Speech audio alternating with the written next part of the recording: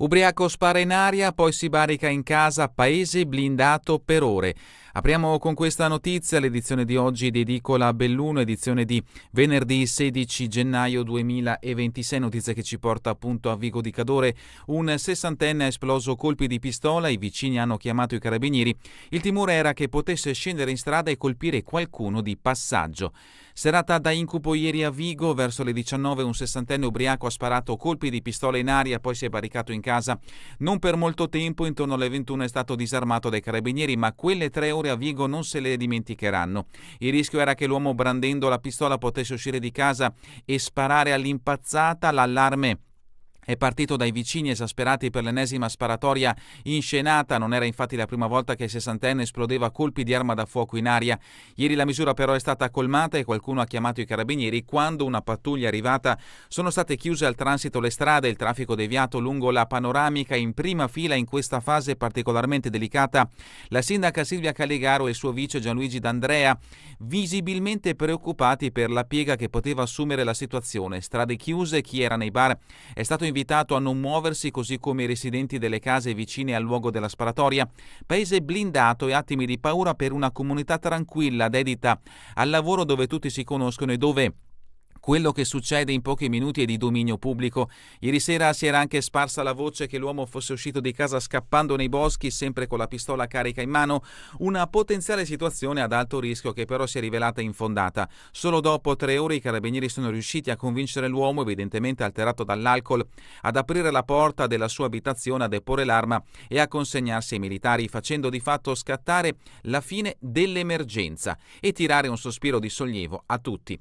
Una volta riportato a più miti consigli, l'uomo è stato caricato sull'auto dei carabinieri e trasferito in caserma a Cortina, dove in attesa che gli passasse la sbornia gli è stata notificata la denuncia per il reato di accensione ed esplosioni pericolose in luoghi abitati o pubblici. Rischia la multa o l'arresto, ma questa condotta può configurare anche minaccia, disturbo della quiete pubblica. L'approfondimento è di Giovanni Longhi. Vediamo appunto in questo scatto, per chi ci sta guardando da Facebook o YouTube, l'abitazione dove si è barricato il sessantenne armato e ubriaco.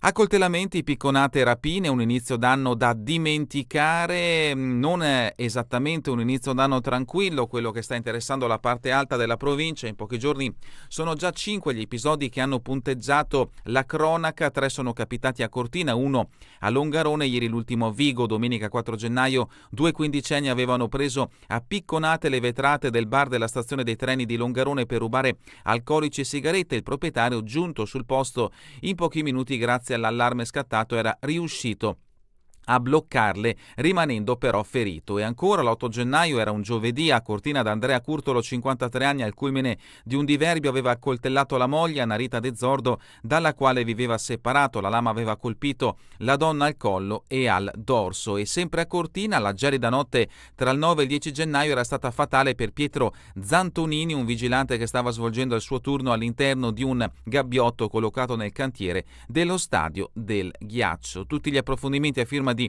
Giovanni Longhi vi aspettano a pagina 3 del quotidiano bellunese, il Gazzettino di Belluno. Ma rimaniamo sul Gazzettino di Belluno, leggiamo i titoli riportati come notizia di richiamo sulla prima pagina. Olimpiadi, stop al traffico pesante sull'Alemagna, la decisione presa durante un vertice ieri in prefettura. Cortina zona rossa, adesso è ufficiale, con blocco del traffico pesante sull'Alemagna e sulle arterie limitrofe. Così ha deciso il tavolo tecnico dedicato alla viabilità olimpica tenutosi ieri mattina in prefettura. Una misura che ha uno scopo ben preciso: evitare il caos sulle strade che portano a Cortina, anche perché di problemi se non sono già visti negli ultimi tempi, anche senza attendere le Olimpiadi, a cominciare dai camion incastrati nella famigerata curva di Valle di Cadore. Ecco, saranno proprio i camion ad avere restrizioni particolari. I tir non potranno transitare. Per i dettagli di fasce orarie, deroghe e tonnellaggio basta attendere qualche giorno. A inizio settimana la prefettura emanerà l'ordinanza specifica delle limitazioni per i giochi olimpici. Riguarderà la statale 51 ma anche la 51 bis e la 203 a Gordina, spiega il prefetto Rocco Berton. Restano aperti alcuni nodi, su tutti quello della cabinovia Pollonio-Socrepes, in fase di costruzione. L'approfondimento di Damiano Tormen a pagina 2.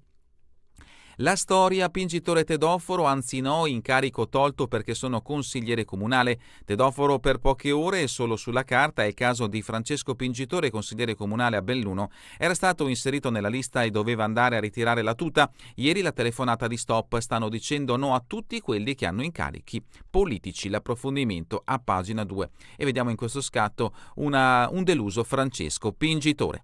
Ovviamente la notizia in primo piano è quella che abbiamo letto poc'anzi: spari in strada, serata di paura.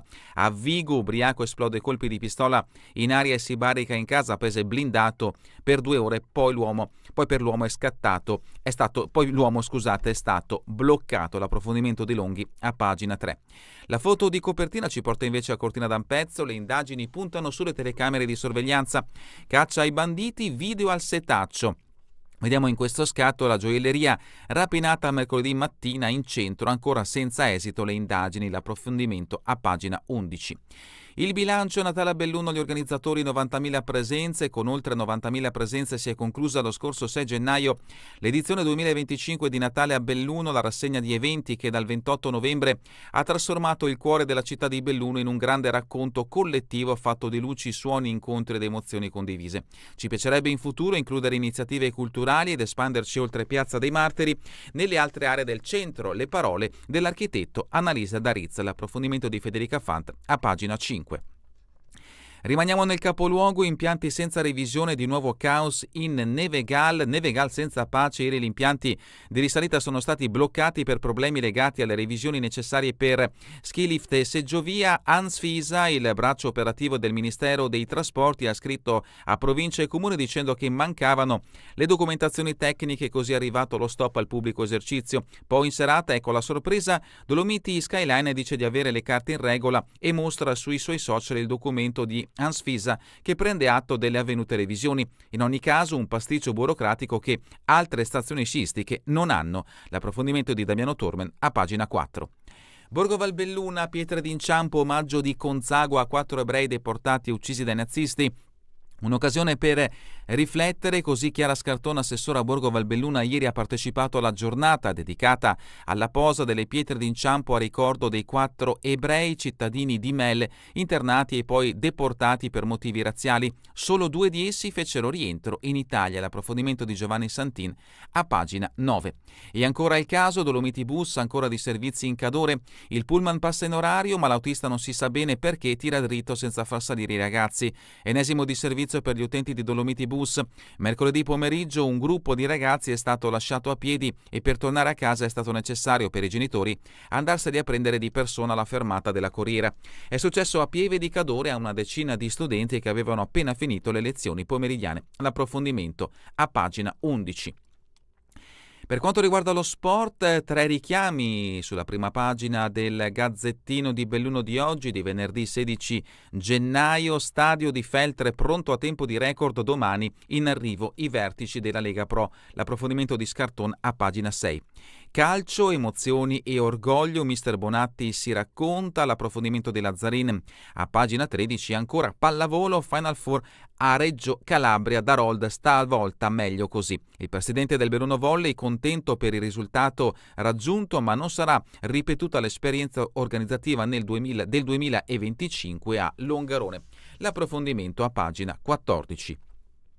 Dal Gazzettino di Belluno passiamo al Corriere delle Alpi. Ovviamente la notizia in primo piano è quella che abbiamo trovato anche sulla prima pagina del Gazzettino di Belluno. Spara, paese barricato, terrore a Vigo di Cadore, l'uomo ha seminato il panico, poi si è asseragliato nella sua abitazione, trattativa resa denunciato. Esce di casa esplodendo colpi di pistola, i carabinieri chiudono tutte le strade d'accesso. Esce di casa dopo una lite e spara colpi di pistola in aria, scatenando il panico in paese a Vigo. Poi quando vede i carabinieri arrivare torna sui suoi passi e si barrica in casa. I carabinieri, per evitare il peggio, hanno dovuto blindare l'intero paese e le sue vie d'accesso. Poi è iniziata la lunga trattativa con le forze dell'ordine fino a che l'uomo Z.F. queste le sue iniziali, 60 anni, si è arreso. È stato portato nella caserma dei carabinieri di Vigo di Cadore, per fortuna nessun ferito, l'uomo alla fine è stato denunciato.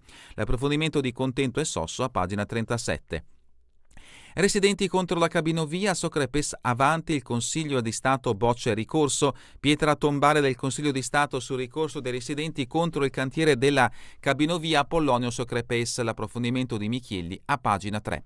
Belluno, Nevegal nel caos, mancano le revisioni, stop agli impianti sul Nevegal, revisioni scadute allo ski lift del campo scuola del Toronte e alla seggiovia della Coca. L'approfondimento di Alessia Forzin da pagina 24 a pagina 25. E una notizia di cronaca, un dramma che coinvolge la nostra regione, il dramma nel Padovano, Annabella trovata morta in un bosco dopo 9 giorni, la speranza che Annabella Martinelli potesse essere ancora viva si è infranta nel silenzio dei Colli Euganei, gli approfondimenti di Ferretti e Bergamin da pagina 12 a pagina 13. L'omicidio di Mira, i messaggi che incastrano il killer del barman, scusami non so che fine farò, ho sbagliato tutto, sono i messaggi di Riccardo Salvagno ad Andrea Vescovo, l'approfondimento di Pendolini da pagina 14 a pagina 15. La foto di copertina svelata in regione alla cerimonia inaugurale del 6 marzo a Verona, tra i big l'ex batterista dei Police. Parliamo di Paralimpiadi, grande festa in arena con Copeland. E in questo scatto vediamo un'immagine di René De Silvestro, uno dei campioni bellunesi per i Giochi Paralimpici. E a proposito di Olimpiadi, il Corriere delle Alpi ci ricorda che mancano 21 giorni alle Olimpiadi Milano-Cortina 2026. In questo caso l'approfondimento di Berlinghieri lo troverete a pagina 2. E ancora i reportage, il viaggio dei sindaci in Palestina, riprendere i pellegrinaggi in Terra Santa, avviare partnership con le scuole medie della Cisgiordania, ma anche scambi tra studenti degli istituti superiori partendo dall'ITS del turismo attivo a Belluno sono alcune delle idee che i sindaci del Bellunese e della Marca insieme a degli imprenditori veneti hanno portato a casa da un viaggio pellegrinaggio in Terra Santa organizzato dalla Camera di Commercio di Belluno Treviso. L'approfondimento di Paola Dallanese da pagina 6 a pagina 7. E ancora eredità del vecchio, mediazione per evitare lo scontro in tribunale, l'approfondimento di Barbieri a pagina 21. Notizie di carattere internazionale, Putin striglia l'Italia e i paesi UE, le relazioni sono ai minimi. L'approfondimento di Zanconato lo troverete a pagina 4. E con questa notizia è davvero tutto per l'edizione di oggi di Edicola Belluno. Vi ricordo che torneremo in replica questa sera via streaming alle 20, domani mattina all'1, ora locale italiana. A voi tutti un buon proseguimento di giornata in compagnia come sempre di Radio ABM, la web radio dell'Associazione Bellunesi nel Mondo.